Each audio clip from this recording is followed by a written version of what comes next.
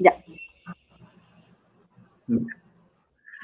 Bienvenidos a todos. Reciban un cordial saludo por parte del equipo del Instituto de Investigación en Sistemas Socioecológicos ITSES. Soy Cristian Unok y conformo a este gran equipo. Este es nuestro último webinar del primer ciclo Martes con Ciencia Artística, nuestra campaña de divulgación científica. Hoy hablaremos sobre las tips para escoger revistas científicas y para ello tenemos el placer de invitar al director de ITSES, el doctor Jorge Ferrer Uribe, quien nos hablará un poco de ITSES. Él es biólogo con doctorado en Ecología Humana en la Universidad de Sao Paulo, en Brasil, y también tenemos a la investigadora de ITSES, la ingeniera Indira Eizaguirre, que tiene la maestría en Ecología y Socioambiental en la Universidad Federal de Pará, en Brasil. Actualmente es investigadora de doctorado, especialista en proyectos socioambientales y de investigación científica, coordinadora del proyecto de conservación Redes de Conocimiento Tradicional sobre la Gobernanza de los Manglares en Perú y Brasil, financiado por la Fundación Rufort, promotora de los Objetivos de Desarrollo Sostenible 13 y 14, creadora del medio de divulgación científica Ciencia Artística y coordinadora del proyecto fotográfico Fotoholismo. Escritor y fotógrafa por pasión, hoy ella nos hablará de algunos tips para escoger revistas científicas. Te doy el pase, Jorgito. Muchísimas gracias, Cristian. Bienvenido nuevamente. Bienvenida, Indy. Un abrazo a la distancia.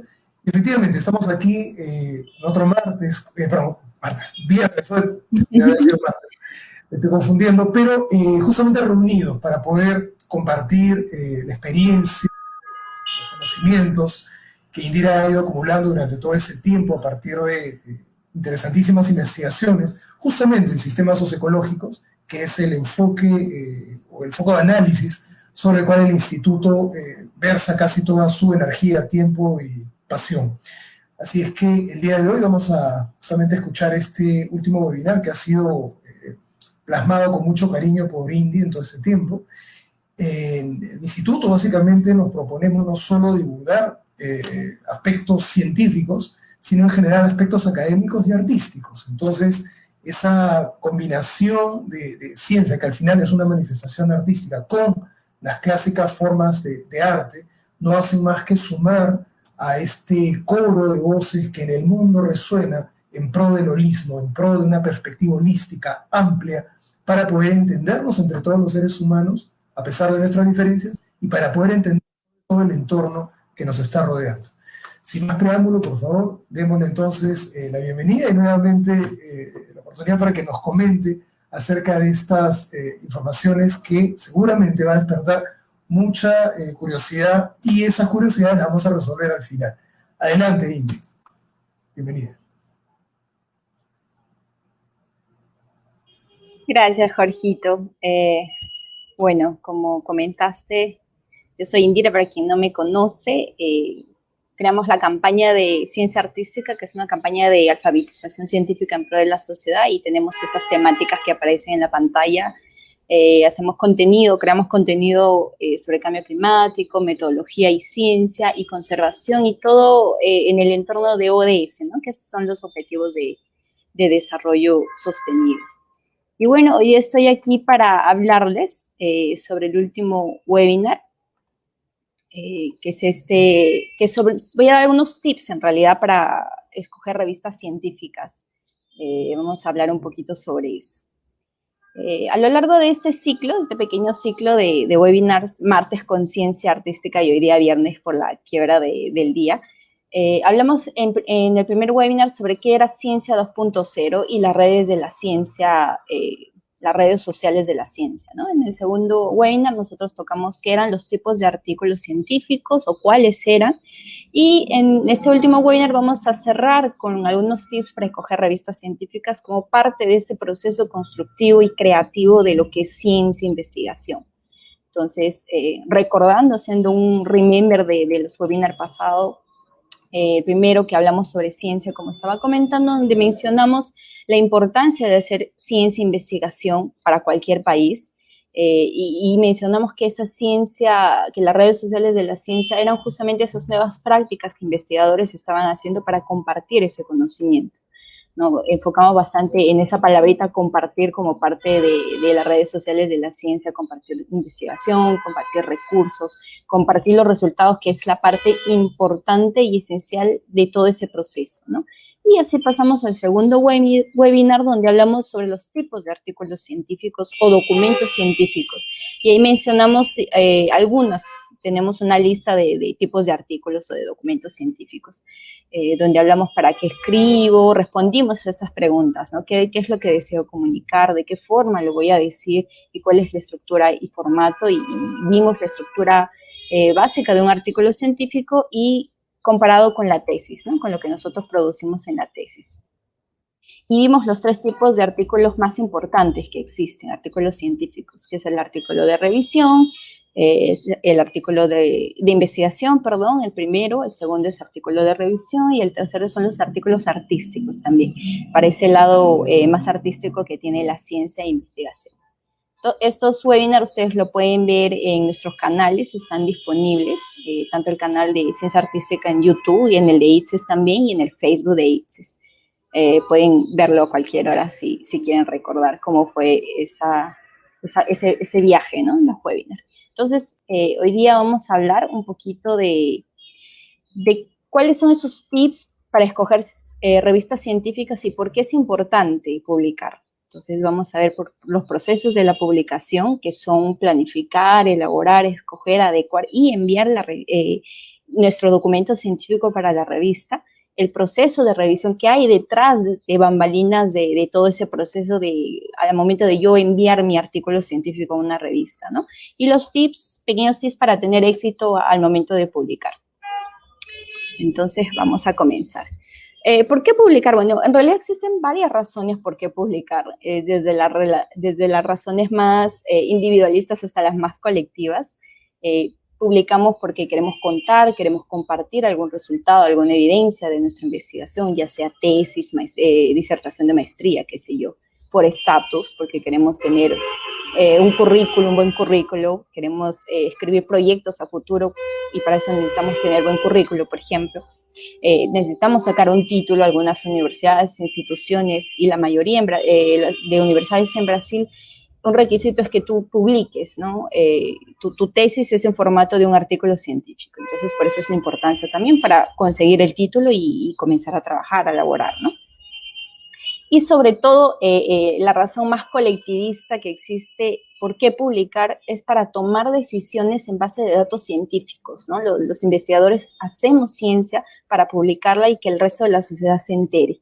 Pero muchas veces, vinimos hablando en estos webinars, muchas veces la ciencia se queda en la gaveta, ¿no? Se queda guardada y no sale para la sociedad, no es comunicada. Entonces, por eso es un paso a más a dar que tenemos, es un reto en realidad que tenemos, ¿no? Que hacer después de publicar nuestro artículo, nuestro documento científico en una revista.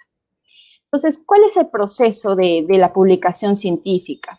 El primero, como dije, es planificar. Tú tienes que planificar qué es lo que vas a publicar, qué es lo que vas a comunicar.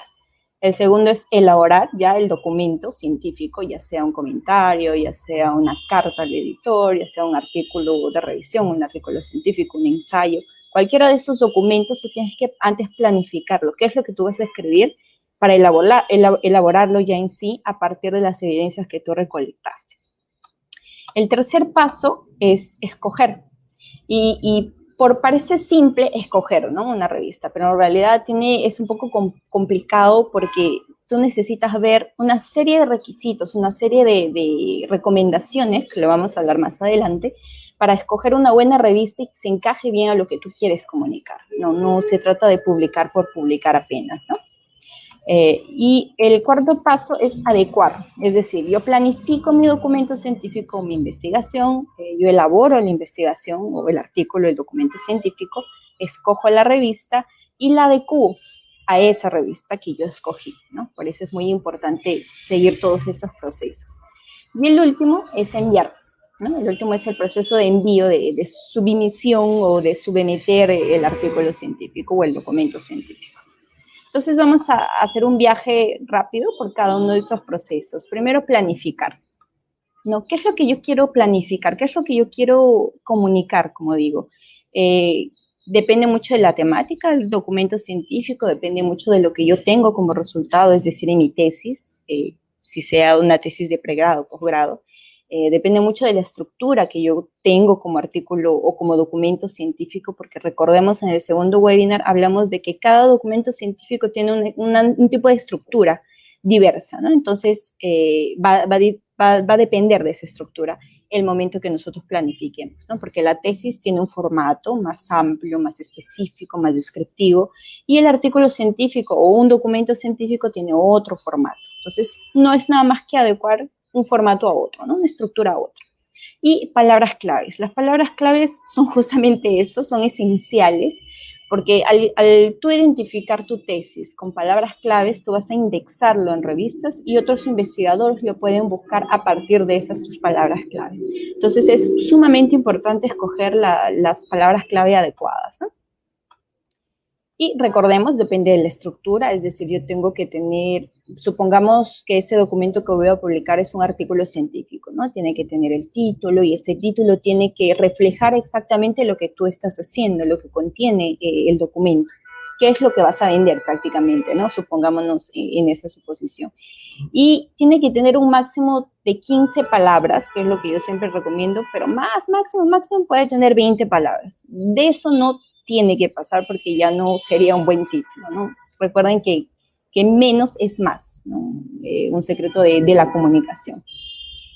Tiene que tener introducción, es decir, cuál es el problema que yo voy a identificar en mi artículo, y la introducción tiene que estar bien escrita, obviamente, porque va a llamar la atención también de quien me va a leer, ¿no? Quien va a leer mi investigación. La metodología que responde cómo se estructuró, cómo se hizo ese estudio, qué herramientas se utilizó para recabar todos los resultados, información que tengo. Los resultados, que se trata qué se encontró, es decir, qué evidencias tú encontraste, cuál es la novedad en tus resultados. Yo creo que no existe novedad, todos los artículos, todas las investigaciones son novedosas para mí porque encuentran algo o actualizan alguna base de datos o encuentran algo nuevo, ¿no? Algo que nunca se vio. Entonces, los resultados se trata de eso, de escribir lo que tú has encontrado. Los resultados y discusión, bueno, es que dicen otros autores, es un debate, un pequeño debate que se hace con otros autores a partir de tu marco teórico que fue construido en introducción. Y la conclusión, bueno, quién o qué apoya a lo que decidimos, ¿no? Es a lo que tú llegas. Entonces, ustedes ven que la escrita científica, la escrita en investigación, tiene un proceso, lleva un proceso por dentro, ¿no? A lo que muchos están acostumbrados y a lo que a la mayoría no está acostumbrada. Entonces, esto a veces es un obstáculo para que los estudiantes, los jóvenes quieran o puedan publicar, ¿no? Entonces, se los pongo más o menos aquí para ustedes ver de qué se trata cada punto, que no es algo complicado, no es algo difícil, ¿no? Tal vez sea un poco tedioso el hecho de escribir, buscar referencias, pero no es algo difícil. Justamente la campaña de ciencia artística, como parte del Instituto de Investigación en Sistemas Socioecológicos, queremos incentivar a hacer más ciencia, ¿no? Más ciencia buena, más ciencia humana. Entonces, para eso necesitamos incentivar también a que los jóvenes publiquen sus artículos científicos en revistas interesantes, ¿no? Dependiendo de las palabras claves.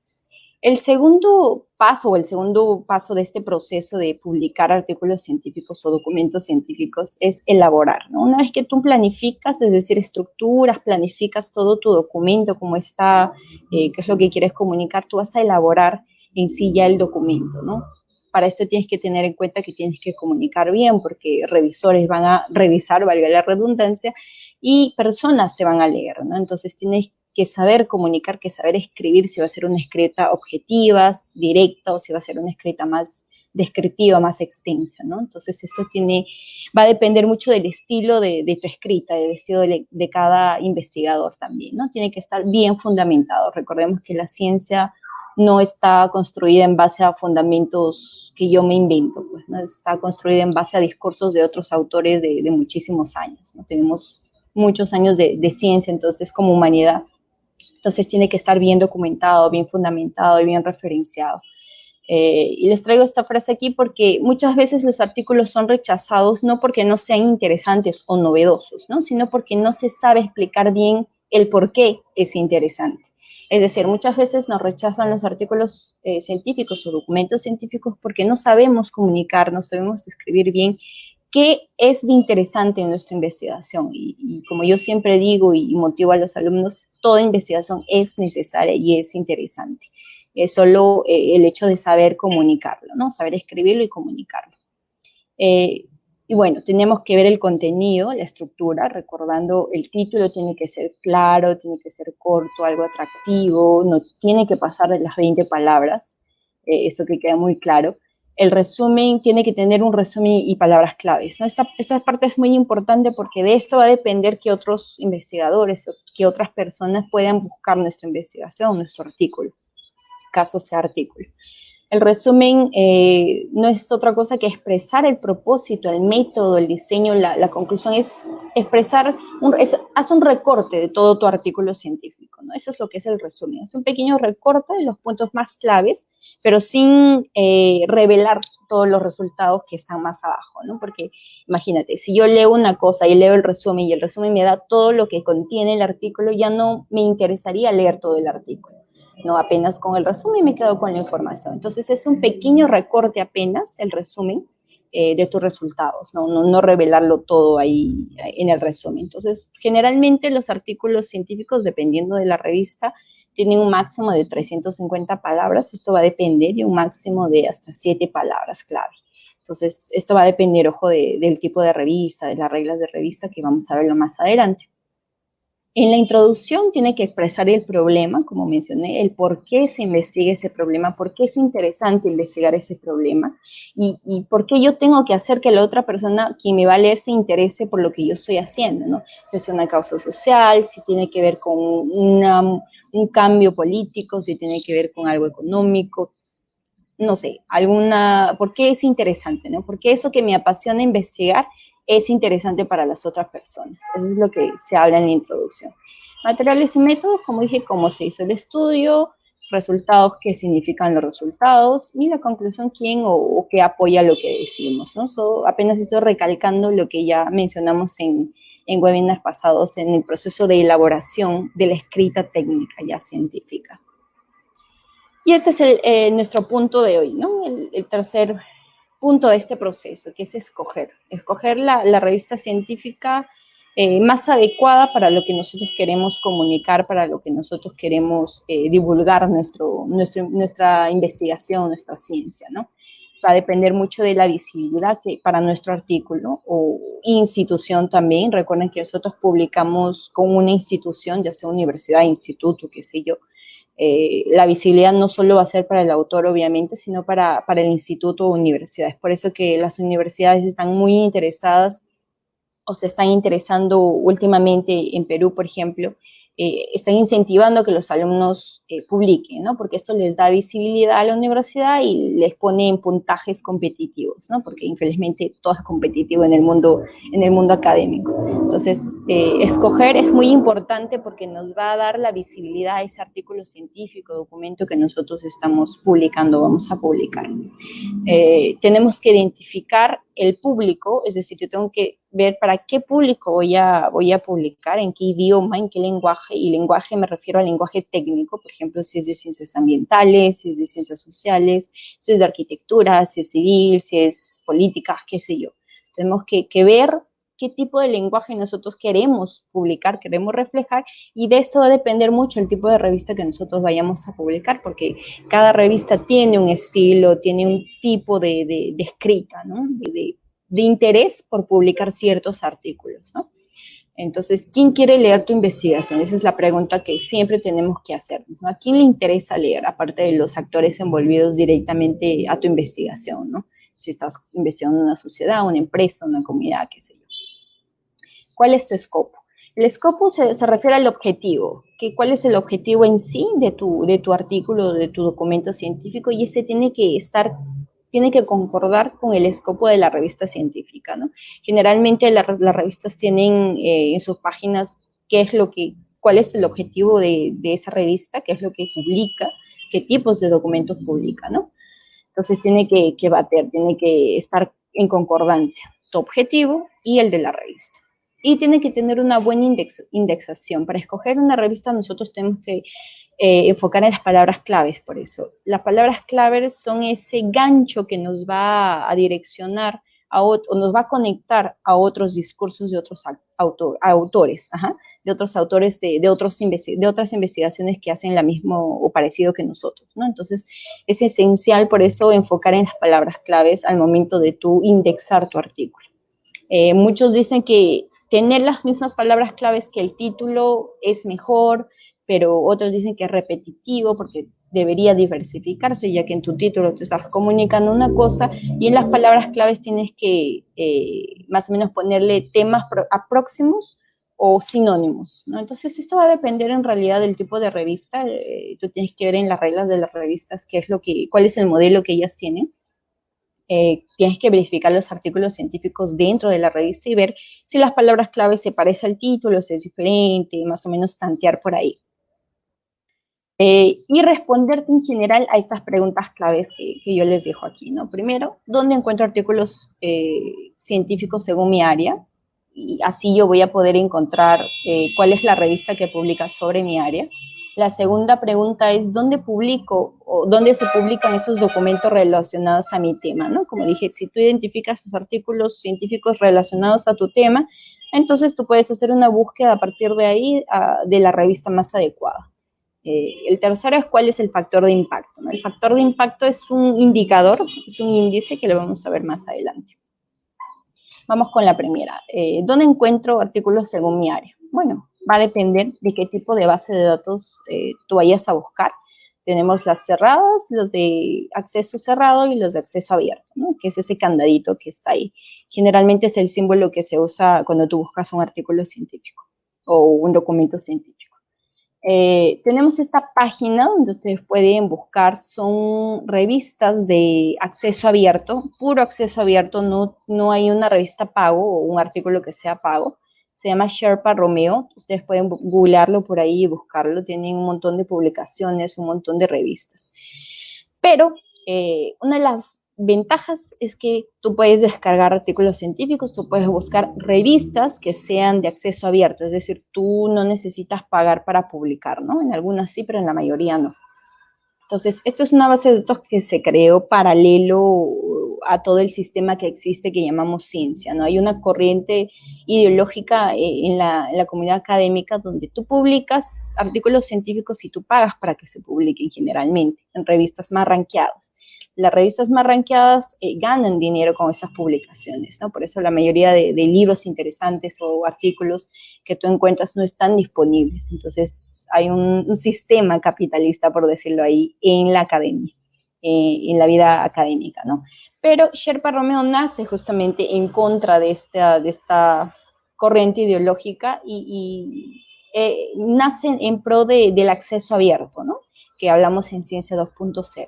Entonces, es una herramienta que podemos usarla para localizar revistas de open access o abiertas.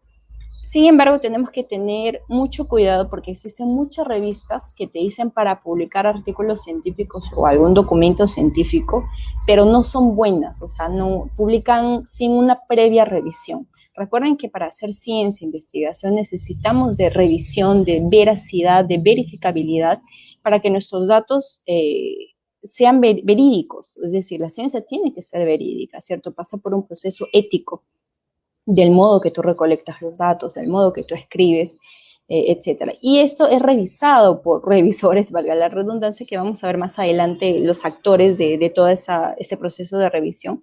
Y esos revisores tienen una función importante, es decir, escogen algunas revistas a partir de su punto de vista crítico, a partir de su experiencia, esto va a depender obviamente, pero hay revistas que no hacen ese proceso y publican todos los artículos que se envían, pues, ¿no? Y esto tampoco no es el hecho de solo publicar, como digo, tenemos que tener bastante tino para ver en qué revista vamos a publicar, ¿ok?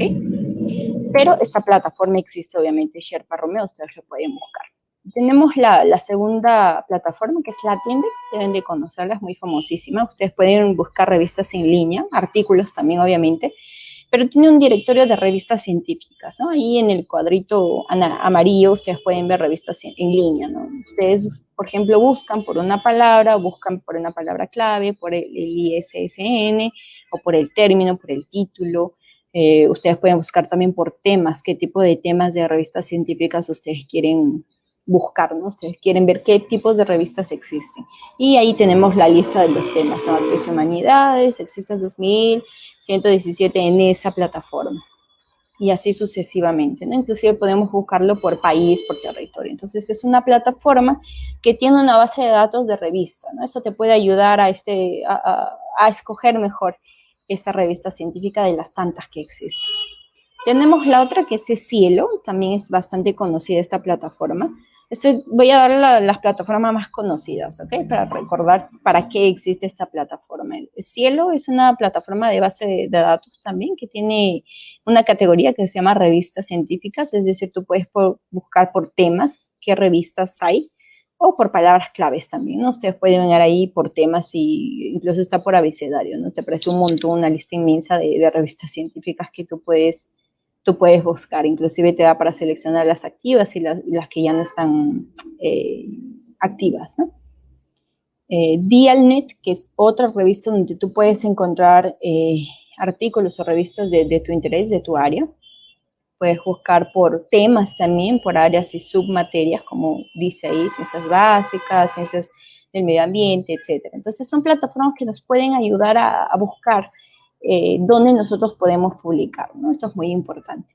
Y en Concitec nos menciona que existen esas dos plataformas, Latindex y Cielo, justamente las que vimos, donde se puede buscar dónde puedes publicar tu artículo, ¿no? Tenemos Sucupira. En Brasil hay todo un sistema de publicaciones científicas y existe la plataforma Sucupira. Esta plataforma fue elaborada por CAPES y CNPq, que son dos instituciones grandes de investigación. Entonces hacen una lista de todas las revistas indexadas que existen en el mundo, ya sea en español, en portugués, en inglés. Todas las revistas tienen un arcabozo de todas las revistas del mundo, pero clasificadas según el tema, el área, y según la indexación, el factor de impacto, es decir, cuánto de puntaje tiene, ¿no? Yo sé que suena un poco raro dar un puntaje a una revista, pero eso lo vamos a ver más adelante, de qué se trata este factor de impacto. Entonces, Sucupira te clasifica esos periódicos, ¿no?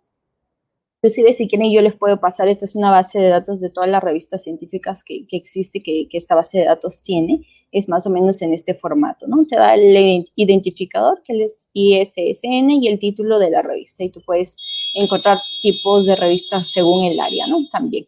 Y ese estrato que está en esa parte derecha superior es el tipo de factor que ella tiene, BA1, B2, etcétera. Entonces es otro medio donde podemos buscar artículos científicos y en otras bases científicas o bases de datos también, ¿no? Mediante la búsqueda de palabras claves, como Google Académico, también podemos encontrar, no revistas, pero artículos de nuestra área, y así podemos cazar, entre aspas, qué tipo de revistas hay, ¿no? Dialnet, como mencioné, por ejemplo, si buscas por palabras claves, si yo pongo una palabra clave de conservación, por ejemplo, en Dialnet, entonces me va a salir una lista de revistas que se relacionan con esa área, ¿no? Agricultura y conservación, conservación vegetal, etcétera, todas las que sale ahí a partir de la búsqueda de esa palabra clave. Y tenemos el Find Journals de Cielo, del Elsevier. Elsevier es una revista grande que tiene un montón de otras subrevistas, es un arcabozo de revistas de todo tipo, y tiene Find Journals, donde tú puedes buscar revistas científicas, pero ya más específico, es decir, ustedes ven el cuadrito ahí amarillo, que tú puedes colocar el título de tu investigación, en inglés obviamente, el título de tu investigación, el abstract, o sea, el resumen, y las palabras claves. Es decir, yo pongo qué es lo que más o menos yo quiero publicar, si tengo mi artículo científico, pongo ahí en esa base de datos, y la base de datos me bota qué revistas pueden publicarme ese artículo científico. Entonces, es sumamente interesante esta plataforma porque es ya bien direccionado, ¿no? Tú no estás divagando por ahí qué es lo que vas a publicar a partir de otros artículos científicos, sino tú colocas el título de tu investigación, colocas tu tu resumen y tus palabras claves y ya te bota qué tipo de artículo, qué tipo de revista tú vas a publicar.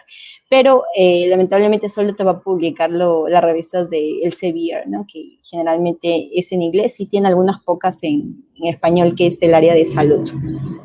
Pero es una plataforma que vale muchísimo la pena usar. Ustedes pueden googlearlo también por ahí.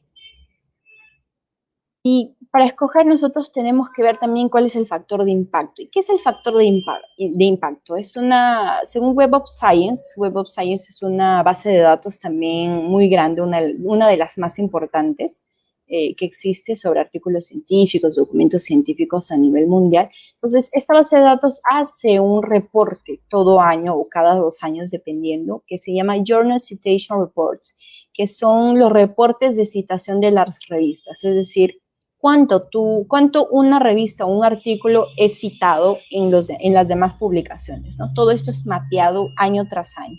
Entonces, esto se refiere al factor de impacto. Tú puedes descargarlo en internet, está disponible. Es uno de los tantos, porque existen otros tipos de relatorios o de informes que existen. Este es uno apenas, que es el JCR, ustedes lo pueden buscar. Entonces, es un indicador que me mide el impacto en función a las citas, ya sea citas de las revistas o ya sea citas del artículo en sí, ¿no? Entonces, se diferencia de esas dos formas. ¿Cuál es tu factor de impacto como investigador que tú publicas ese artículo, es decir, publico el artículo y cuántas veces este artículo es citado, mi artículo? Pero si es por la revista, por el factor de impacto de la revista, quiere decir que esa revista cuántas veces fue mencionada en cuántos estudios. Entonces, ahí hay una pequeña diferencia entre esas dos modalidades de factor de impacto. Y el factor de impacto, bueno, no es algo que ustedes vayan a usarlo, pero más para conocimiento de cómo es ese proceso. No es otra cosa que la división entre el número de citas. Por ejemplo, si yo quiero saber el factor de impacto de 2014, es el número de citas del 2014 que fueron recibidas por los artículos publicados en 2 años anteriores, ¿no? Divididos entre la suma de esos 2 años anteriores. Entonces, así se saca el factor de impacto. Y cada revista tiene un factor de impacto, ¿no? Lo pueden ver aquí, por ejemplo, en esa base de datos de la plataforma Sucupira que les mencioné. Hay una lista que se dice estrato. Tenemos A1, A2, B1, B2, hasta C5 creo que hay. Entonces, a eso se refiere el factor de impacto. De esa forma es sacado, ¿no? Y esta es la plataforma de otro factor de impacto, de otro estudio, que es Imago, que es ya otro tipo de rankeamiento, que tiene la misma fórmula, pero en el proceso tal vez de medición y en sí de los indicadores hay una diferencia entre este y el JCR.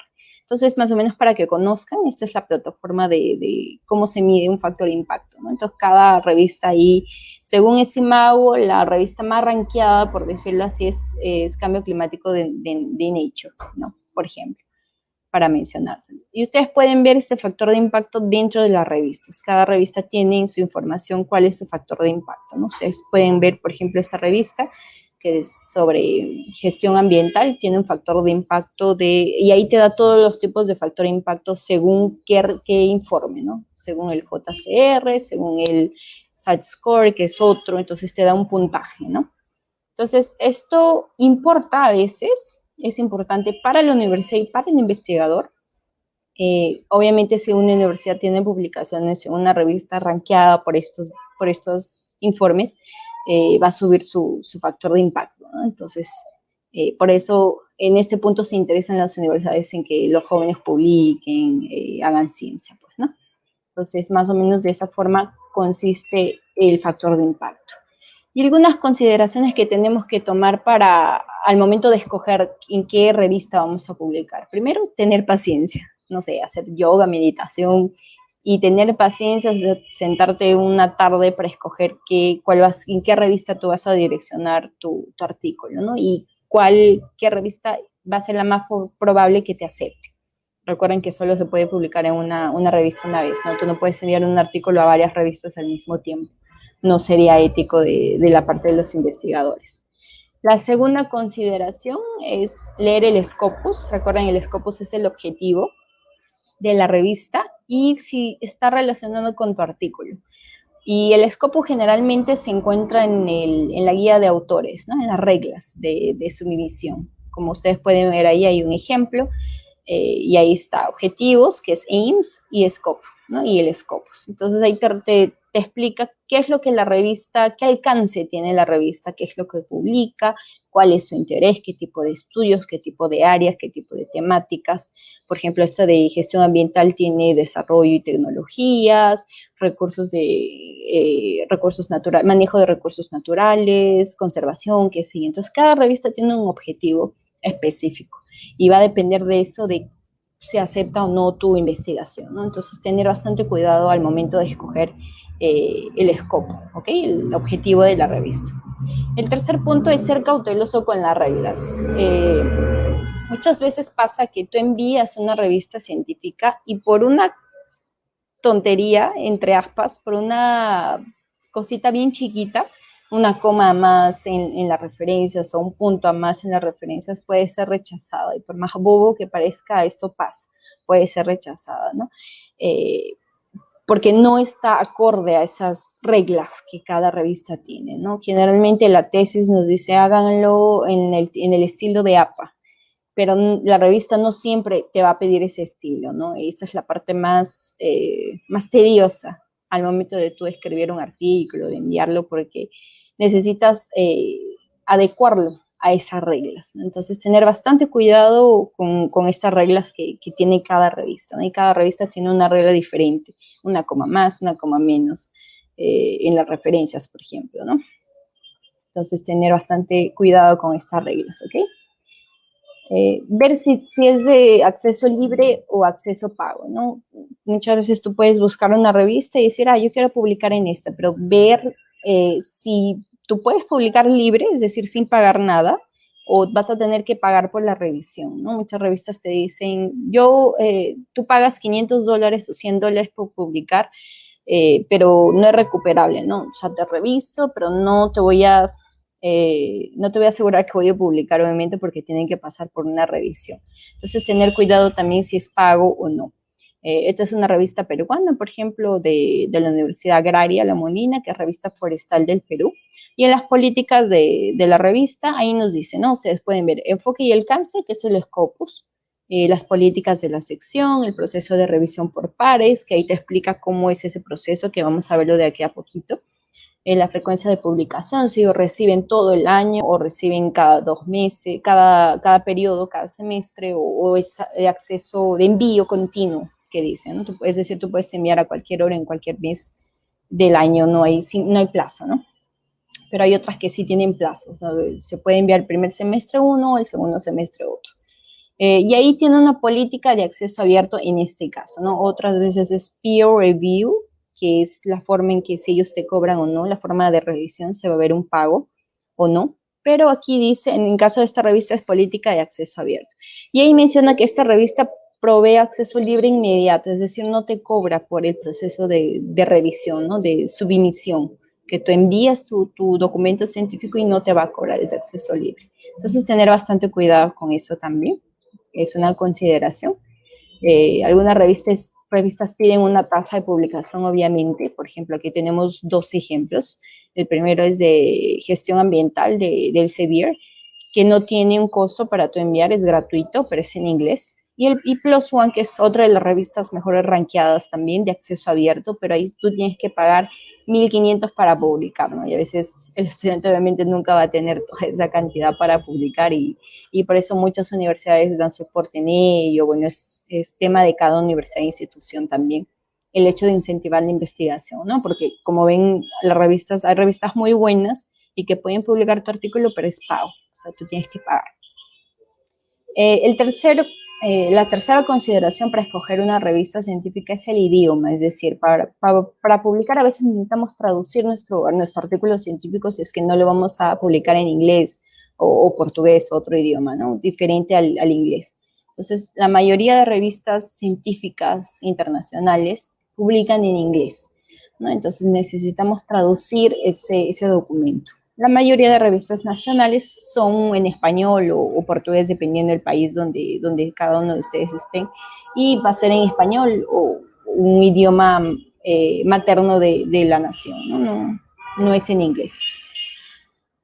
Pero existen algunas herramientas que yo les voy a mencionar que nos pueden ayudar a ese proceso, no de traducción total del artículo científico, pero nos pueden ayudar para hasta, al momento de nosotros leer un artículo científico en inglés, nos puede ayudar bastante. El primero es Grammarly. Grammarly es una herramienta gratuita hasta cierto punto, pero la mayoría de las funciones es gratuita, donde tú puedes no traducir, sino corregir la gramática en inglés. Es decir, la mayoría traduce en el Google Traductor o otro que les voy a mostrar ahorita, pero la mayoría, supongamos que yo traduzco mi texto en el Google Traductor, ¿no? Una frase, una pequeña frase, pero no sé si la gramática es correcta, porque a veces el Google Traductor no me traduce de la manera más adecuada. Entonces le ingreso al Grammarly, que es una aplicación, ustedes lo pueden encontrar en Google, y lo pueden activar también al Google Chrome, por ejemplo, y ahí te traduce automáticamente. Entonces, yo lo corrijo la gramática en Grammarly, ¿no? Corrijo si va a ser una gramática descriptiva, si va a ser si yo quiero que me corrija, depende del tipo de escrita, si va a ser más descriptiva, si va a ser convincente. Cuando ustedes entren, ustedes van a ver que ahí les pregunto. Entonces, es una herramienta bastante interesante, bastante importante en la vida académica, porque nos corrige esas cosas básicas, ¿no? Del inglés, principalmente. Esta otra que es Lingui, que es para traducir en sí, es la herramienta más potente que conozco y que la mayoría de académicos usa, porque Lingui no te traduce en sí una frase que tú pones, sino te da la forma como debes escribir en inglés, por ejemplo, o en cualquier otro idioma. Tú pones una pequeña frase de lo que tú quieres hablar, de lo que tú quieres traducir, y él te da más o menos cómo debes escribir, ejemplos de artículos científicos o de documentos científicos de cómo se escribe ese texto o parecido a tu texto en otros artículos, en otros documentos. Entonces es bastante también interesante para este proceso de traducción o de revisión, qué sé yo. Y el otro es DeepL, que viene también del Lingui, que es un traductor, es muy parecido con el Google Chrome, con el Google Traductor, perdón, Deep. Ustedes pueden encontrarlo gratuitamente también, se puede descargar para el Windows. Es una herramienta bastante interesante para el momento de traducir, porque te traduce un poquito mejor que el Google Traductor. Entonces, ahí se los dejo para que ustedes puedan verlo después. Y una de las últimas consideraciones que hay que tener es los call papers. Esto hablamos en el webinar anterior sobre tipos de artículos científicos y cómo publicarlos. Uno de ellos era los call papers o las llamadas, ¿no? Tienes que estar atento a esas llamadas, a esas invitaciones, porque la mayoría de las revistas tienen periodos de invitación a los autores o a los investigadores para que publiquen en diversas áreas, ¿no? Va a depender de la revista. Por ejemplo, la revista de gestión ambiental aquí del Sevier tiene call papers, siempre, continuamente.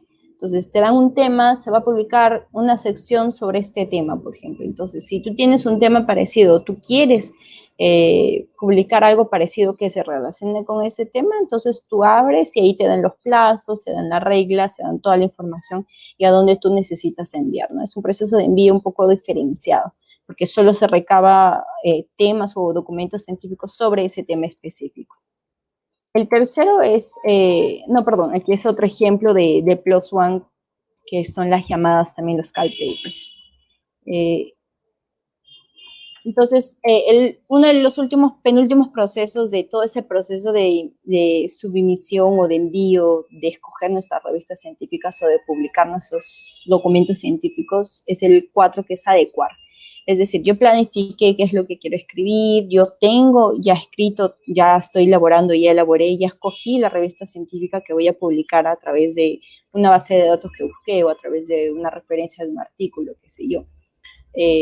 Ya escogí la revista científica que quiero publicar y ahora llega el momento de adecuar, es decir, tengo mi texto, ya sea mi texto de tesis o mi artículo de la tesis, yo tengo que adecuarlo según las reglas, como mencioné antes. Cada artículo, cada revista tiene una guía de reglas, ¿no? Diferente para cada sección, ¿no? Cómo tú debes escribir el resumen, cuántas palabras tienes que tener, cuántas palabras claves tienes que tener, si tienes que tener un resumen gráfico de imagen, porque algunas revistas están innovando, por decirlo así, y están queriendo un dibujo, un arte o un resumen gráfico, ¿no? Para las revistas. Si tiene que tener video, cómo que tú vas a poner los suplementarios, los materiales complementarios, por ejemplo. Entonces, ahí te da toda la información de las reglas. Entonces, checar bastante estas reglas de cómo tú tienes que escribir o adecuar ese tu artículo científico. Y el último proceso es la revisión, es el envío, perdón. Entonces, yo planifico, elaboro mi documento científico, escojo mi revista, adecuo mi revista y el último proceso ya es enviarlo, pues, ¿no? Después de esa construcción, de ese proceso creativo de tu documento científico, es enviar en sí el documento. Y para esto nosotros hay algunos tipos de peer review o revisión por pares, la famosa revisión por pares, ¿no? Hay tipos de revisión, de este tipo de revisión. No es necesario que tú lo sepas, pero es interesante que conozcas ese proceso que ocurre por detrás de las revistas, ¿no? De ese proceso todo de revisión, porque eso te puede ayudar a mejorar un poco el tipo de documento que quieres hacer. Entonces, en los circulitos están saliendo los actores que están relacionados con este proceso de producción científica o de publicación científica. Tenemos al medio que es el autor o autora, tenemos el editor, el revisor y el lector. Son 4 actores principales que están en todo ese proceso de publicación científica. Entonces, el proceso de envío es más o menos así. Yo, como autor, por ejemplo, doy inicio a esa submisión en el sistema de la revista, ingreso mi artículo científico o documento científico con todas las consideraciones que tuve, el idioma, las reglas, etcétera. Todas esas consideraciones los subo al sistema.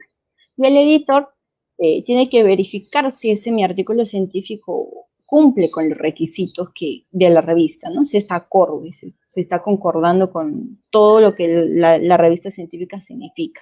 Y da el ingreso a la revisión por pares. La revisión por pares no es otra cosa que designar a personas o invitar a personas a que revisen, ya sean, tienen que ser expertos en tu área o en esa área del artículo científico o de la revista, para que revisen cómo está tu artículo científico, si está bien escrito, si es interesante, si está en concordancia, si tú hablaste una palabra de más o palabra menos o palabra incorrecta, tal vez término incorrecto, término técnico correcto o incorrecto, etc. Entonces, la revisión por pares es esa revisión, ¿no? Esa par a par, es en conjunto. Y ahí el editor, una vez que tiene el informe de quien revisa, acepta el artículo o lo rechaza, ¿no? Puede aceptar y requerir alguna revisión, ¿no? El editor te devuelve y te dice, yo tengo que corregir esto en tal página de tal punto, y cada revisor te envía una corrección. Entonces tú tienes que corregir y volverlo a subir. Y se acepta tu artículo, ¿no? Es una cosa simple de conocer. Y para esto existen 4 tipos de revisiones por pares. El primero es el single blind o a ciegas, pares a ciegas, es decir, el autor, yo como autor no sé quién va a corregir mi investigación. Entonces, para esto en las reglas te dice en el artículo no poner nombres, por ejemplo, del autor, enviar en el anonimato. Entonces, el autor no sabe quién va a corregir, quién va a revisar ese tu artículo o documento científico. Los revisores conocen quiénes son sus revisores, que es lo más común, que los revisores sepan quién revisa ese artículo científico que va a ser publicado. Ese es el tipo de a ciegas, ¿no? La revisión a ciegas. Yo no sé quién es. El double blind, que es la misma cosa, pero ya a 2, es decir, ni revisores ni autores sabemos quién nos va a revisar. ¿Y cómo funciona este proceso? Por ejemplo, si tú quieres ser revisor en una revista, tienes que mandar una solicitud y dependiendo a tu área, a tus publicaciones, ellos te aceptan o no. Y el sistema da a escoger, por ejemplo, en esta área yo tengo tantos revisores, ¿no? Y el editor envía email y cualquiera puede escoger, pero no sabe exactamente quién va a revisar. Entonces, a eso se refiere esta revisión por pares de double blind. Es decir, ni el editor ni el autor sabe quién está revisando. El triple ya se refiere a los 3 actores, es decir, el autor no sabe quién va a revisar, el revisor no sabe quiénes son los autores, es decir, envían anonimato y los revisores no van a saber quién está publicando ese artículo o quién está enviando, por cuestiones éticas también. Y los editores no saben quiénes son los autores también, ¿no? Tú envías en el anonimato, por ejemplo. Entonces, todo eso es en el anonimato y esto es más parcial para la revisión a veces. Entonces, algunas revistas usan este tipo de revisión también. y el abierto, donde todos saben quiénes son, ¿no? El autor sabe quién va a revisar, sabe quién es el editor, etc. Entonces, este es el proceso de revisión por pares que tanto se habla en las publicaciones o en el proceso de publicación científica. Es bueno saber para saber a dónde tú vas a enviar la revista. Siempre tienes que enviar un trabajo impecable, obviamente, porque alguien va a revisarlo, alguien más experto o con más experiencia que tenga un tino para corregir ese tu documento científico. Y bueno, algunas recomendaciones, breves recomendaciones para no tener rechazos en el proceso de submisión. Primero es una buena redacción de una carta de presentación, y la carta de representación no es más que la cover letter. No sé si alguno de ustedes lo escuchó. La cover letter es una carta de presentación, es decir, en el proceso de submeter te piden algunos documentos, aparte de tu artículo, obviamente, o de tu documento científico. En la carta de presentación, si tú redactas una buena carta de presentación, tienes una buena chance de que te acepten también el artículo, porque tú estás presentando de la mejor forma quién eres, de qué es lo que trata tu artículo, por qué es interesante para la revista. Más o menos tratas de vender lo que has escrito, ¿no? Más o menos de eso se trata una cover letter. Ustedes pueden buscar en internet algunos ejemplos y ahí ustedes pueden guiarse qué es lo que se tiene que colocar, qué es lo que no, más o menos para que consigan explicar por qué es importante su artículo, su novedad, sus resultados para esa revista. El segundo es comunicar de manera efectiva al editor, porque al editor le interesa que el lector va a leer, ¿no? Lo que él va a leer, qué es lo que se publica para que los lectores lean, porque le interesa obviamente que citen más ese artículo, citen más a su revista. Entonces, ese es el interés del editor. Entonces, tener bastante cuidado con qué comunicar, de qué forma, qué tipo de estilo de escrita tú tienes para comunicar bien. Y recordemos que no existe trabajo irrelevante, todo está en la forma en cómo comunicas. Recordemos que el arte de comunicar es un arte, la ciencia es un arte de comunicar, porque no es otra cosa que tú recolectas tus datos y es la forma en que tú escribes, ¿no? Y para esto hay que tener mucho tino, mucha arte para saber publicar. Y estas son algunas recomendaciones para evitar algún rechazo en la revista científica. Y este no es un proceso difícil, es un poco tedioso tal vez por las reglas, pero es un proceso bastante simple, que se tiene que motivar e incentivar más, ¿no? A publicar a las personas. Y bueno, espero que les hayan gustado este pequeño ciclo de webinar gratuitos con martes con ciencia artística, viernes con ciencia artística. Hablamos un poco de redes sociales, de la ciencia, un poco de los tipos de artículos científicos, tips para escoger revistas científicas, y espero que el objetivo de esta campaña haya sido atingido, es decir, se haya cumplido. Porque el objetivo era inspirar, motivar un poco a los jóvenes a que publiquen, hagan publicaciones científicas a partir de sus tesis, o si están en el proceso de construcción de tesis aún, también motivarlos a que la vida académica también es un lado importante para la sociedad, ¿no? Como siempre decimos. Y espero que puedan inspirarse en nuestras redes, pueden seguirnos en EcoITSES, en Instagram y en Facebook. Y en ciencia artística también tenemos contenido variado en las 3 secciones temáticas, ¿no? Esto nos inspira también a seguir con nuestro trabajo que hacemos de inspirar a las personas, ¿no? Que recuerden que la ciencia es muy importante no solo para la sociedad, sino para nosotros tomar las mejores decisiones basadas en datos científicos y para construir un mejor futuro como sociedad también. Ese mensaje se los dice ITSES y Ciencia Artística.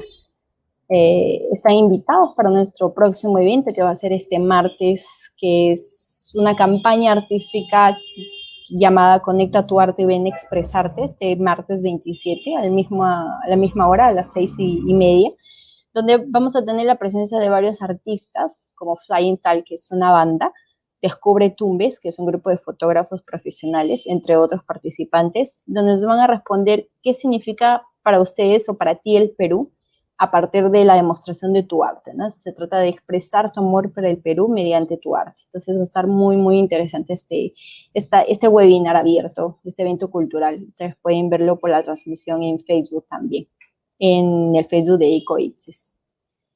Y bueno, muchísimas gracias a quienes nos auspician. Es Innovarte, aterriza tus ideas con innovación y arte, Core Store, cuidando la esencia de tu belleza, y ahí pueden encontrar sus redes también. Espero que les haya gustado este webinar y nada, muchísimas gracias por acompañarnos en todos estos webinars. Muchísimas gracias, Ingrid. Tremenda, tremenda ponencia, muy clara la explicación.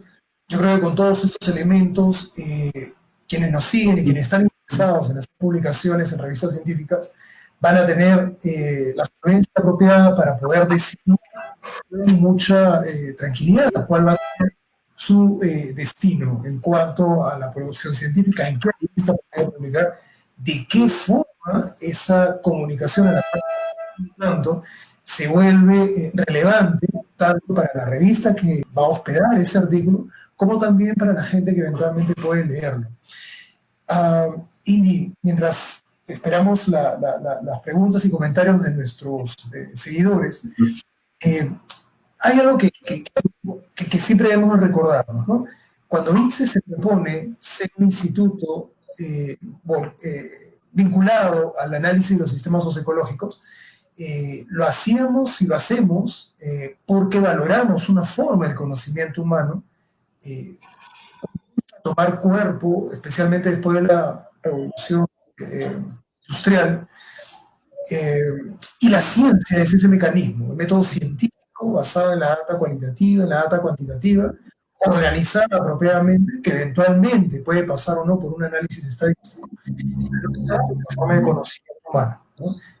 Una forma de aproximarnos a nuestro entorno es a través de nuestros sueños o a través del conocimiento local de las poblaciones que no hacen uso de la ciencia propiamente dicha.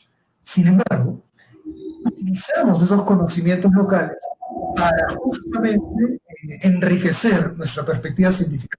Quisiera, por favor, brevemente, Indy, que nos comentes tu experiencia, porque sé que tú has tenido mucho trabajo de investigación justamente de cara a los conocimientos locales, que no es ciencia propiamente dicha, pero que es igualmente válida para enriquecer este otro lado, esta otra herramienta del conocimiento humano. Por favor, Indy. Bien, hay un inmenso debate en ese tema, ¿no? Como ya sabrás, como entenderás. El conocimiento tradicional en realidad es una técnica, es una herramienta que se usa, es una técnica científica, entonces yo sí lo considero un conocimiento científico, porque pasa por todo ese proceso de experiencia de la persona que recaba ese conocimiento y tú, bueno, vas con una entrevista y lo recolectas, ¿no? Pese a que hay mucho debate, hay una grande corriente ideológica que habla sobre qué es esta nueva ciencia del conocimiento tradicional, ¿no? Que no es nueva. Nueva digo porque recién se está aceptando en la ciencia tradicional, ciencia convencional como la conocemos, ¿no? Entonces hay una serie de autores que defienden que el conocimiento tradicional es una ciencia y se puede usar en pro de la ciencia. Inclusive hay diversas metodologías que se usan ya estandarizadas, preestablecidas, verificadas, verídicas y con todas las características que la ciencia lleva, ¿no? Para hacer verídico un estudio científico, un proyecto, qué sé yo. Entonces, hay diversos estilos de esta etnociencia que se llama etnociencia astronómica, etnociencia matemática, etnociencia botánica, etnobiología. Hay diversos etno-X se le llama, porque son diversas áreas, ¿no? Una comunidad tiene diversos tipos de conocimientos en toda su cosmovisión andina. Entonces, cosmovisión ya sea andina, amazónica, de diversos tipos.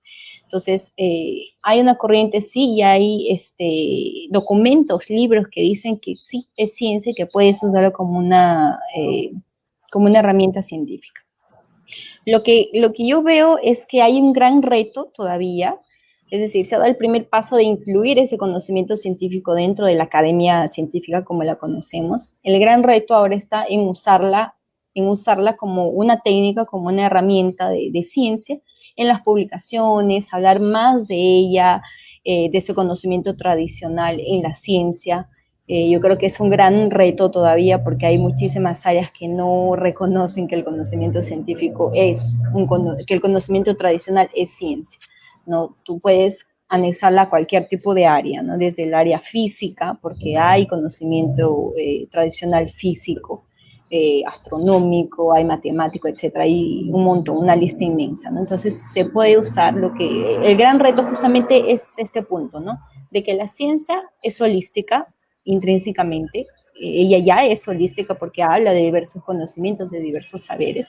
El gran reto está en incluirla en nuestros estudios, incluirla como método científico. Es decir, si yo hago un estudio de identificación de biodiversidad, por ejemplo, desde la visión más técnica que tiene el botánico, incluir también ese conocimiento a partir de entrevistas, por ejemplo. Yo entrevisto a las personas de la localidad y ellas me dan información sobre esa biodiversidad, ¿no? Entonces el hecho no está en comparar los dos tipos de conocimientos, sino el hecho está en contrastar lo que yo recolecto como investigador a partir de ese conocimiento tradicional, de verificar si eso realmente es cierto, ¿no? Si lo que yo estoy recolectando es realmente cierto. Entonces, hay un gran reto todavía en incluir ese conocimiento tradicional, porque como dije, aplica a todas las áreas científicas de la sociedad, ¿no? Hay un gran reto, aún hay obstáculos, hay pensamientos cuadrados de muchos investigadores de muchas áreas que son cerradas y practican la filosofía exacta, que se llama, ¿no? Que es que el método científico tiene que ser esto y aquello, y me cierro en eso y no sé nada más. Pero no, tenemos que ser un poco más innovadores, incluir nuevos métodos, inclusive el conocimiento tradicional, ¿no? Yo trabajo con eso y creo bastante por que esos retos pueden ser desafiadores en un futuro y que se puede llegar a algo, ¿no? No sé si responde a tu pregunta. Totalmente, totalmente, Indy. Quienes estamos muy vinculados con el tema social, valoramos mucho ese conocimiento que las poblaciones locales en el uso de los recursos tienen, y su aporte resulta valiosísimo para una forma más convencional, más occidental, por decirlo así, de llamar ciencia. Pero está en la naturaleza humana, ¿no? Nos ha acompañado a lo largo de la evolución humana. Lo que pasa es que ha tomado diferentes matices, diferente cuerpo, y una parece ser la que engloba, la que tiene la supremacía de la verdad. Y no es tanto así, ¿no? No es tanto así. Cristian, no sé si tenemos algunas preguntas, comentarios de nuestros compañeros, seguidores. A ver, chicos, sí, algunas preguntas ya se están asomando durante todo lo que fue esta grandiosa charla. Pues Andrés, pues nos pregunta, yo quisiera publicar en revistas de oftalmología, pero voy empezando. Los médicos más añosos me han dicho que debo empezar en otras. ¿Cuáles podrían ser? Supongo que también va referido al tema de médico, en este caso siendo el rubro de oftalmología. A ver, Indy, si es que tienes algunos conocimientos de a cuál podría estar más enfocado y direccionado esto. Uh-huh. A ver, quien preguntó fue Andrés. Sí, Andrés. Como comprenderás, yo no soy del área médica, pero te puedo dar algunas recomendaciones para buscar en qué otras revistas científicas puedes publicar, ¿no? Tú entras a la página de PubMed, PubMed, que es una página que es principalmente para el área de salud. Tú puedes buscar ahí por el tipo de palabra clave, qué tipo de revistas existen. Y yo no conozco esta revista de oftalmo, pero chécala qué tipo de factor de impacto tiene, porque tú dices aquí publicar en esa revista oftalmo, pero voy empezando. Es decir, me imagino que esta revista es de un ranking a más y tú estás empezando y por eso es difícil, más o menos entiendo por ahí. Pero en todo caso, ¿qué es lo que tú quieres comunicar, no? Si tú crees que tu trabajo es realmente bueno y que puede ser aceptada por una revista rankeada, entonces o sea, ve con todo, ¿no? Yo no creo que sea impedimento, ¿no? Solo tienes que tener en cuenta esas recomendaciones que hablé hoy día, que el escopo tiene que bater, tiene que estar en concordancia con lo que quieres comunicar, el escopo de la revista, el objetivo. Checa qué otros tipos de artículos parecidos existen en esta revista oftalmo, por ejemplo, que tú me dices, según las palabras claves de tu trabajo y ves si se relacionan o están en concordancia con tu artículo científico. Si se parece, entonces puedes publicarla. Y si tú quieres buscar otro tipo de revistas más rankeadas o no sé, o más fáciles, por decirlo, de publicar, tú puedes buscar en esta base de datos PubMed que dije. Y también en otras bases de datos que di hoy día, Dialnet, Latindex, tú puedes buscar por la palabra clave, tú puedes buscar, o por el área, en este caso oftalmología, tú puedes buscar la categoría de revistas científicas y en cada revista te va a dar el factor de impacto, la información del Scopus, la guía de autores, etcétera. Tú puedes buscar también, si quieres ir por el factor de impacto, tienes que buscar los relatorios o los informes del JCR, que hoy día vimos, que es el número de citaciones, ¿recuerdas? Del factor de impacto. Entonces, va a depender mucho dónde tú quieres publicar, ¿no? Y qué es lo que más se publica, en qué revistas más se publica el artículo que quieres o que ya tienes y está por publicar, ¿no? Espero haber absuelto tu pregunta y nada, si esta revista es difícil, vale la pena intentar, ¿no? La revista tiene que saber que tú existes para que publiques. Si es rechazada, pues intentas en otra o intentas de nuevo. Nunca desistir.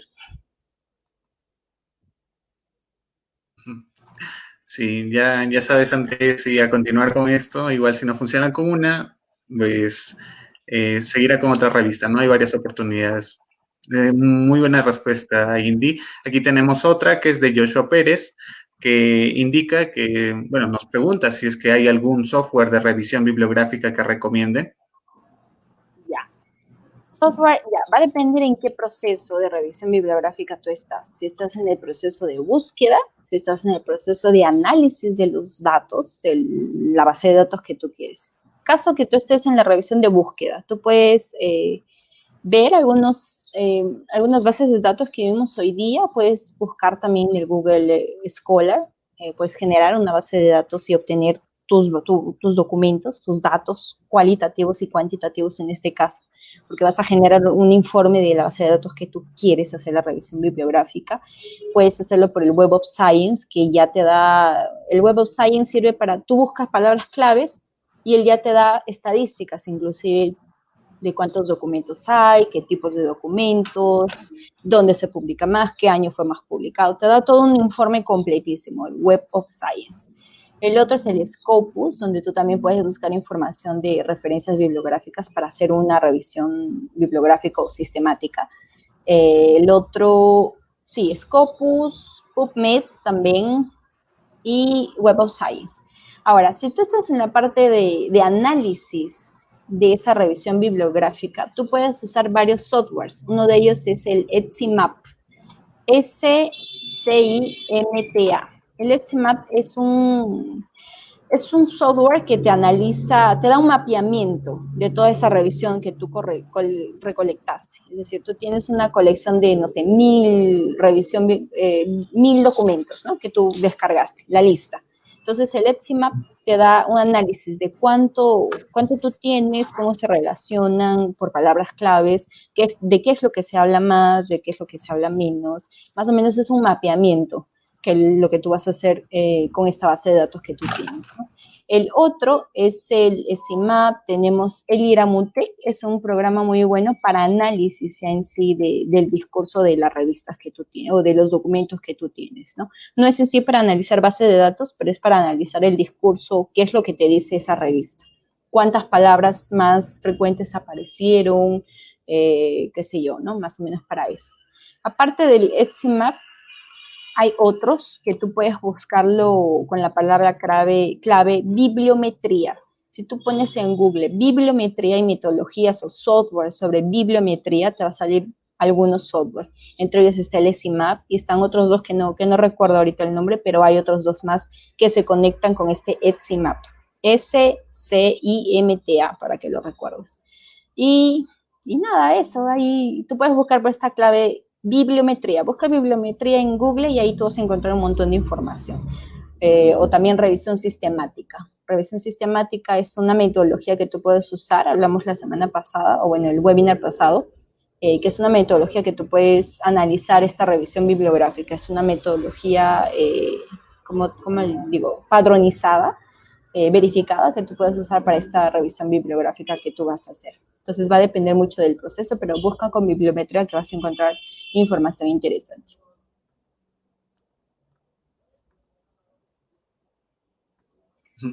Excelente respuesta. También esperemos que ayudar a nuestro oyente, que es Joshua Pérez.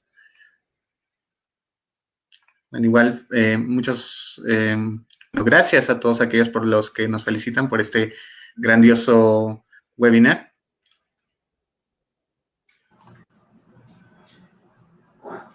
Indy, de repente Lima va a comentar o hacer una pregunta. Yo tengo un comentario y espero también el tuyo. En muchas publicaciones se sigue insistiendo que según la estructura coloquemos al final conclusiones. Pero hay también una tendencia renovada, y yo creo también mucho más honesta, en sustituir esta palabrita por el término consideraciones finales. Te voy a contar un poco la interpretación que yo tengo de esto, pero también, y sobre todo, quisiera escucharte. En una conclusión, yo intuyo de que finalizo algo, ¿no? Y llega a la conclusión de, y parece casi una sentencia, ¿no? Una verdad absoluta.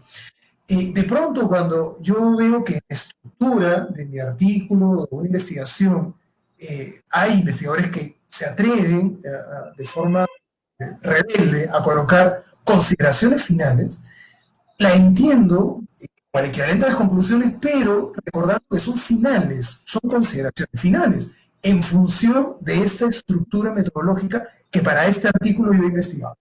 Pero que no significa que ya concluyó, sino que está propensa a ser revisada. No sé si estamos alineados en lo mismo. ¿Y por favor? Sí, definitivamente. Yo creo que el gran obstáculo es que las revistas o universidades que tienen sus estructuras no se ponen de acuerdo en cuanto a esto, porque prácticamente ellas son las que dicen, ¿no? Tú tienes que decir esto, es decir, a los términos, ¿no? Recomendaciones, conclusiones, el momento en que tú vas a colocar las reglas que te ponen, ¿no? Pero sí, tienes mucha razón. La conclusión suena como una sentencia y es una sentencia que tú das a partir de lo que encontraste y debería ser consideración o consideraciones, ¿no? Que es una consideración, es tu punto de vista, que tú estás cerrando todo ese artículo científico o tesis de lo que tú encontraste, es simple, y es más, puede dar chance a otras investigaciones, ¿no? A lo que tú dijiste, puede ser refutada esa tu idea o verificada en sí, o tú puedes recomendar inclusive algo, ¿no? Una consideración final. Entonces yo creo que las revistas se ponen de acuerdo respecto a este tema, ¿no? Todavía, pero sí, pienso lo mismo que tú, debería hacer consideraciones. Vamos entonces en ese caso a atribuirnos, ser los abanderados, en el Perú por lo menos, o entre nuestros seguidores, a que se sustituya las conclusiones por las consideraciones finales. Sí, vamos a pelear para eso. Eso mismo. Definitivamente. Sí. Bueno, hay un comentario más, ¿no? Sí, en realidad existen muchos, sí, lo leo. Hay muchísimos tipos de metodologías. La bibliometría, la revisión sistemática ya es un tipo de metodología que la mayoría de revistas usan. La metodología DELPI es el proceso que tú vas a analizar los datos, no es en sí la revisión bibliográfica, o sea, no es en sí el método que tú vas a usar para la revisión bibliográfica, sino es el método que tú vas a usar para el proceso de los análisis. La revisión bibliográfica es ya la metodología en sí principal que se usa en los estudios de revisión. Entonces, diferenciar un poco esto, ¿no? La metodología DELPI, tú puedes usarlo para análisis cuantitativos también, para toma de decisiones empresariales, puedes usarlo para cualquier área, porque tiene que ver bastante con la toma de decisiones, el proceso en sí que tú estás haciendo, ¿no? Pero la revisión bibliográfica o sistemática es en sí ya una metodología cerrada solo para hacer revisiones bibliográficas, entonces hay una leve diferencia. Usar esta metodología de revisión bibliográfica es muy simple, hay un padrón ya que existe, solo tú seguir los pasos y nada, y eso, ¿no? En la página, en las redes de Ciencia Artística tenemos un ebook que se llama el estado de arte, donde habla un poquito sobre esto también, revisión sistemática, estado de arte, porque son dos tipos de estudios, ¿no? El estudio narrativo, que es el estado de arte, y la revisión bibliográfica, que ya es la parte cuantitativa de esa tu revisión sistemático-bibliográfica. Entonces, sí, eso. Muy bien. No sé si ya tenemos alguna otra, Cris, comentario. ¿No? Ok.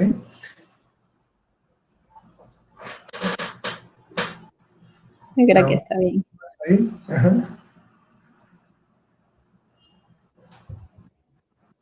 Gracias, Tú me gracias. prestaste. Oh, el de Cris, ¿no? Sí, le crees. Ah, ok. Bueno, Bueno, igual las demás webinars pueden encontrarlo en Facebook de ITSES o en el YouTube también futuramente. Van a estar ahí abiertas para el público, pueden volverlas a ver. cuantas veces sea necesario. Muy bien, entonces nada, yo agradezco una vez más por tu participación, Indy, en esta trilogía. Ciencia y arte. Y muchísimas gracias por ese tiempo, por esa dedicación, esa pasión, ese compromiso con la ciencia, el arte y sobre todo con nuestro queridísimo Perú, que tanto lo necesita. Recordar a todos nuestros seguidores que ya el día martes tenemos nuestro webinar sobre expresarte, ¿no? Tratando de responder con nuestra actividad artística, con nuestra manifestación artística, qué significa para nosotros nuestro Perú. Entonces expresemos nuestro amor por el país mediante el arte, es una linda frase. Vamos a reunirnos, reencontrarnos ese día, que es la semana en la que se celebra el Día de la Canción Criolla. Nosotros queríamos homenajear esta expresión cultural típicamente peruana, pero recordándonos no solo en la música, sino en todas las manifestaciones artísticas de las cuales el ser humano tiene la potencialidad de poder realizar. Yo agradezco una vez más a Indy, a Cris por haber mediado esta ponencia con mucha solvencia y pulcritud. Cris, algunas palabras finales, ya para despedirnos. No nos está escuchando, ¿no? No. Ok, no está saliendo el audio. Finalmente, Indy, algunas palabras ya para cerrar esta presentación. A ver, muchísimas gracias a todos los seguidores que han continuado con esta trilogía de ciencia artística. Espero que les haya servido bastante y espero haber cumplido el objetivo que era justamente de motivar, de inspirar a hacer investigación, a hacer arte, hacer ciencia, que esto no es algo difícil, ¿no? Es un proceso creativo como cualquier otro. Es por eso que nuestro lema es: la ciencia es arte, porque se mete mucha pasión, lleva mucha pasión al momento de hacer, es un proceso que tú estás creando. Entonces espero haber cumplido con ese objetivo y nada, y motivarlos a hacer más ciencia, más investigación. Muchísimas gracias por estar con nosotros. Muchísimas gracias. Un abrazo a la distancia, Indy. Cris, un gran abrazo y ya nos estaremos reencontrando el martes. Sí, un abrazo también, Jorgito, un beso para ti. Cuídense mucho. Gracias, Cris. Cuídense mucho. Chao, chao. Nos vemos. Chao.